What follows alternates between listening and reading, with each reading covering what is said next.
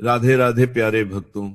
साधकों, परीक्षा की तैयारी कोई साधारण काम नहीं है। यह एक ऐसा युद्ध है जिसमें जीतने के लिए सामान्य मेहनत नहीं बल्कि जुनूनी समर्पण चाहिए।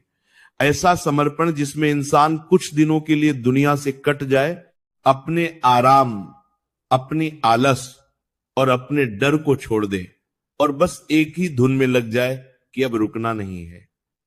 21 दिन की यह रणनीति उसी जुनून को पैदा करने के लिए है जिसमें पढ़ाई बोझ नहीं बल्कि पागलपन बन जाए। ऐसा पागलपन जो हर सांस के साथ कहे कि अब मुझे बदलना है, अब मुझे साबित करना है, अब मुझे वो बनना है जो मैं बन सकता हूं। पहले दिन से ही यह साफ कर लेना जरूरी है कि 21 दिन सामान्य नहीं होंगे।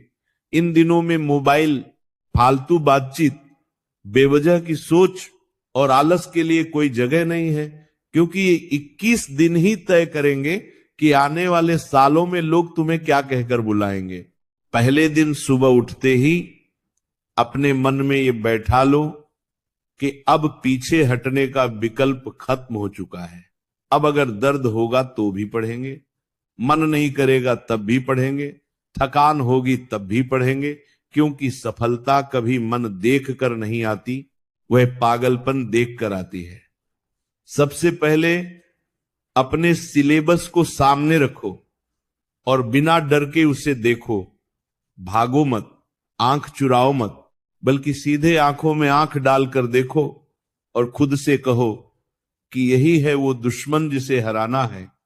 पूरे सिलेबस को छोटे छोटे हिस्सों में मन ही मन बांट लो और तय कर लो कि कौन सा हिस्सा कब खत्म करना है। लेकिन ये बांटना दिमाग में होना चाहिए। कागज पर लकीरें खींचने में समय बर्बाद नहीं करना है। इन 21 दिनों में पढ़ाई का एक ही नियम होगा, कम सोचो ज्यादा करो, कम प्लान बनाओ ज्यादा अमल करो। सुबह का समय इस रणनीति की जान है, क्योंकि सुबह का दिमाग सबसे साफ होता है, सबसे शांत होता है और सबसे ताकतवर होता है। रोज सुबह तय समय पर उठना है, चाहे नींद पूरी हो या न हो, क्योंकि शरीर आदत से चलता है और दिमाग आदेश से। उठते ही सबसे कठिन विषय को हाथ में लो, वही विषय जिससे डर लगता है, वही चैप्टर जिसे बार बार टालते आए हो, क्योंकि डर से भागने से डर बढ़ता है और डर से भिड़ने से डर टूटता है। सुबह के शुरुआती घंटों में जब दुनिया सो रही होती है, उस समय की पढ़ाई सीधे दिमाग में उतरती है और वहीं अपनी जगह बना लेती है।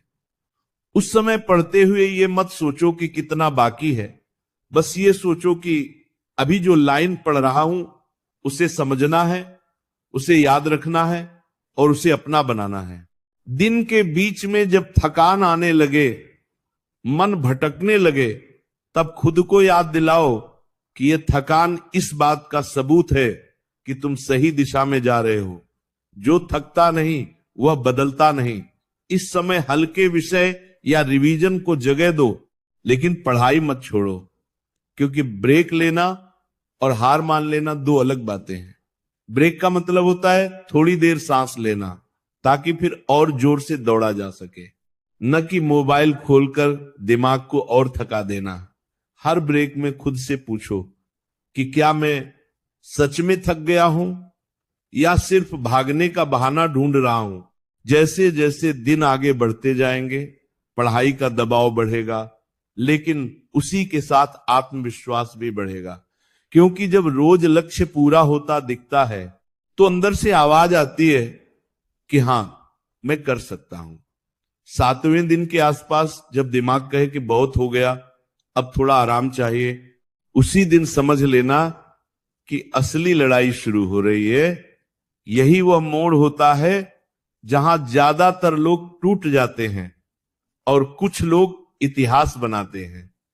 उस समय खुद को यह याद दिलाओ कि तुम ये सब किस लिए कर रहे हो।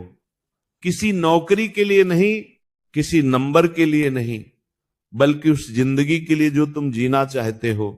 इन 21 दिनों में पढ़ाई केवल किताबों तक सीमित नहीं रहनी चाहिए, बल्कि सोचने के तरीके में भी बदलाव आना चाहिए। अब ये कहना बंद कर दो कि मुझे यह नहीं आता, इसकी जगह ये कहना शुरू करो कि यह अभी नहीं आता लेकिन आ जाएगा। शब्दों का खेल नहीं है ये, बल्कि दिमाग को ट्रेन करने का तरीका है। जब तुम खुद को कमजोर बोलते हो तो दिमाग भी कमजोर हो जाता है, और जब तुम खुद को सीखने वाला कहते हो तो दिमाग रास्ता ढूंढने लगता है। हर दिन रात को सोने से पहले ये जरूर सोचो कि आज मैंने क्या सीखा, क्या सुधारा और कल क्या बेहतर करूंगा। 10वें दिन के बाद पढ़ाई की रफ्तार और तेज होनी चाहिए, क्योंकि अब आधार बन चुका होता है। अब समय है अभ्यास का, सवालों का, खुद को परखने का। अब पढ़ते समय ये मत सोचो कि ये आएगा या नहीं आएगा, बल्कि ये सोचो कि अगर आ गया तो मैं कर पाऊंगा या नहीं। खुद को मुश्किल सवालों में डालो, खुद को टाइम लिमिट दो, खुद पर दबाव बनाओ, क्योंकि परीक्षा हॉल में वही दबाव आने वाला है, और जो उसे पहले झेल चुका होता है वही वहां शांत रहता है। गलतियां होंगी, बार बार होंगी, लेकिन हर गलती एक संकेत है कि तुम सीख रहे हो।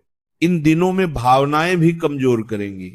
कभी डर आएगा, कभी जलन आएगी, कभी लगेगा कि दूसरे आगे निकल गए, लेकिन याद रखो, तुलना जहर है और ध्यान अमृतता है।